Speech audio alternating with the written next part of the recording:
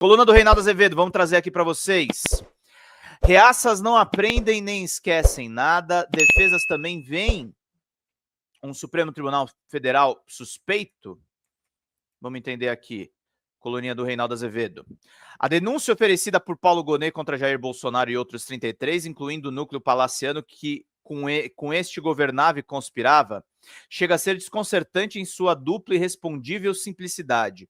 Os fatos estão todos ali, muito além da delação de Mauro Cid. O procurador-geral nos convoca a responder se o regime democrático pode tolerar quem, dominando os instrumentos do Estado, se organiza para solapar a própria democracia. Compreendo que advogados de defesa façam críticas contundentes e apontem o que chamam de faltas de provas, faz parte do seu ofício, embora coubesse lembrar que, neste momento da investigação, não se cuida ainda de falar de prova incontrastável, como sabem os doutores, mesmo que recebida a denúncia e tornados réus os 34, ainda há espaço para absolvição. Ocorre que, desdita para a tese desses defensores, estamos diante de um caso que padece de uma espécie de excesso de evidências, diria até que uma vertigem delas. Por isso, alguns doutores, acho eu, estão a carregar tanto na retórica, com furores verdadeiramente jacobinos, o que nem pega bem, dado o perfil dos investigados, não é mesmo? Pela estridência, eles buscam entorpecer a inteligência. Que interesse teriam, por exemplo, dois ex-comandantes militares em relatar o que lhes foi apresentada uma minuta com os caminhos para um golpe de Estado? Para quê? Com que propósito? Bem, leiam a denúncia. Querem saber o mais espantoso de tudo? Bolsonaro e seus fanáticos continuam a fazer discurso golpista ainda hoje. Na terça, na sua passagem pelo Senado, o ex-presidente acusou 2 vezes o TSE de fraude eleitoral. Com base em que evidência? Ora, a mesma que fez escalar o discurso golpista. Não há nota à margem. Gonet lembrou a reunião de 5 de julho de 2022, em que o então presidente encomendou a seus ministros e auxiliares ações para impedir a realização da própria eleição. Não menos estarrecedor foi a manifestação dos seus aliados no Congresso nesta quarta, dia seguinte à apresentação da denúncia, promoveram um evento em defesa, imaginem, da anistia, e o fizeram no dia em que o procurador-geral exibiu vínculo inegável entre a trama golpista e o 8 de janeiro. O deputado Coronel Zucco, do Rio Grande do Sul, líder do PL na Câmara, afirmou: recentes decisões do Supremo Tribunal Federal nos fazem questionar se teremos a possibilidade de defesa para Bolsonaro, ou ele já entra condenado a 20, 30, 40 anos de prisão. Bolsonaro será julgado por aqueles que se vangloriam pela derrota de Bolsonaro. Pode-se dizer que o rapaz ainda é inexperiente. O senador Rogério Marinho, do PL, que não cansa de diminuir a própria biografia e de assombrar a do seu avô, Djalma Marinho, saiu-se com essa. Muitos dos que estão se sentindo confortáveis com o judiciário parcial, não dá para acreditar numa Câmara de Ministros que faz críticas ao ex-presidente, a exemplo de Flávio Dino. Como exigir a imparcialidade? Como se pode perceber, Bolsonaro, aquele que articulou de forma inequívoca um golpe de Estado, que só não avançou porque não contou com o apoio da cúpula das Forças Armadas, está cercado de líderes que acreditam não existir tribunal competente para julgá-lo, logo entendem que seu mito está acima das leis. Não é difícil saber como prospera uma pregação em favor do golpe e contra o Estado de Direito.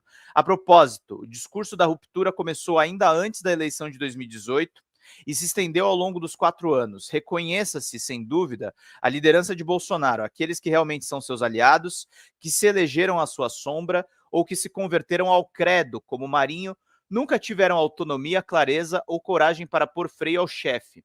E não o fazem agora. Insista-se.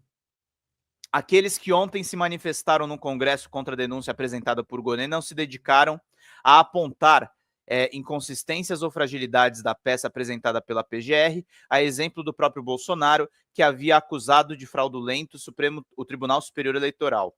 Eles resolveram anunciar que o STF não tem independência para julgar Bolsonaro. Ora, se não tem e se ele será julgado, qual é o passo seguinte em caso de condenação?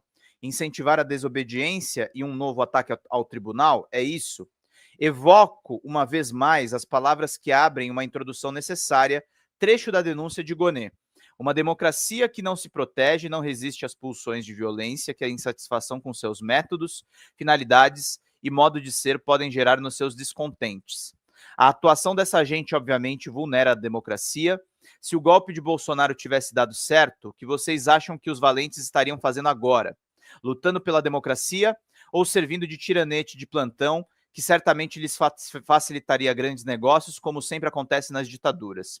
Em vez de defender Bolsonaro e tentar demonstrar que o procurador-geral pode estar errado, esses varões de Plutarco houveram por bem fazer a defesa do golpe por meio de uma linguagem reivindicatória, vitimista e, obviamente, hipócrita. Pergunta final.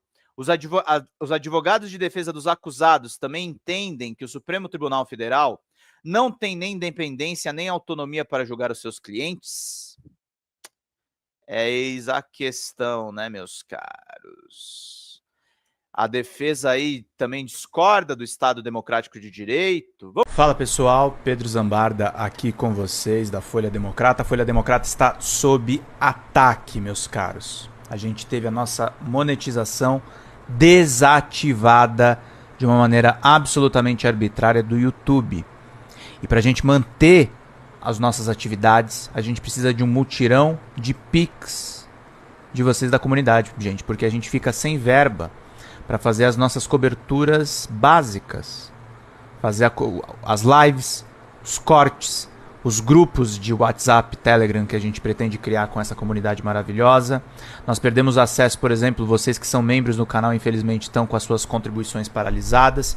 Então a gente precisa de uma ajuda em massa dessa comunidade para salvar a Folha Democrata, salvar mesmo, gente. A gente precisa novamente da ajuda de vocês, porque ser de esquerda e atuar com essas big techs é realmente muito complicado. Eu conto com vocês, abram um aplicativo do banco, coloca folhademocrata@gmail.com e faça uma contribuição em qualquer valor, em qualquer horário, também nas metas das nossas lives, para a gente manter tudo funcionando. Tá certo, meus queridos e minhas queridas? Obrigado pela atenção de todos vocês.